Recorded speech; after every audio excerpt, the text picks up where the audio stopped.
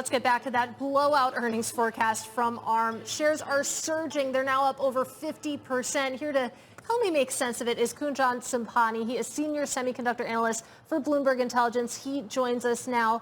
Okay, I get that it was good. I get that they gave a strong forecast, but was it good enough to justify a 55% surge in the shares? I mean, it sure does help with the sentiment when during an earnings season, while your customers and peers are meeting or at best slightly beating expectations, and you come out and blow it out of the park. There were a number of positive things to highlight from this report, both from a quantity and quality of earnings perspective.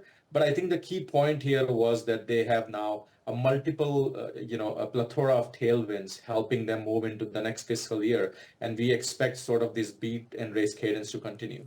Yeah, a lot of hay has been made about the fact that they've been diversifying beyond semiconductors, that they've been pushing into other markets, other areas such as server chips.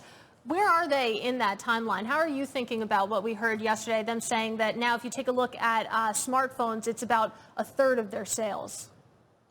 Yeah, and that is really good. I mean, when you look at typical smartphone semi peers, it's just been very hard for them to diversify away from smartphone. In fact, most of them are going in the reverse direction and increasing their smartphone. So that's a very good positive sign. A couple of things there, all of the new latest wins, whether it's NVIDIA's Grace Hopper chip, whether it's Microsoft, whether it's Amazon, and a few other which have not been announced yet, a lot of those will be showing up in next year's fiscal number. They're not shown up yet. So that will help with the diversification. And what we saw give a bump to their licensing numbers was also all of these new sort of AI related design wins, which are outside of smartphone. So I think looking forward, we feel pretty good about their diversification.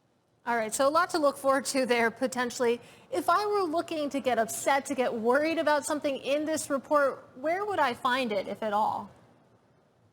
Yeah, I mean, when we unpack the earnings, after all the positive, which were a lot, so by no means I want to take anything away from a great report, we found a few things that I guess investors not about getting worried, but keep in mind. So one thing was when we look at the quarter over quarter beat, most of the growth was driven from China revenue. So that is something to keep in mind.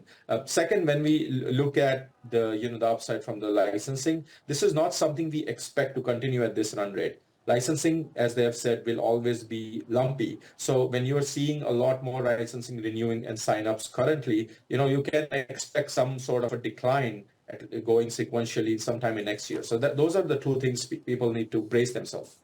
All right, Kunjan, really appreciate you waking up early for us on the West Coast. Of course, that is Kunjan Sobhani.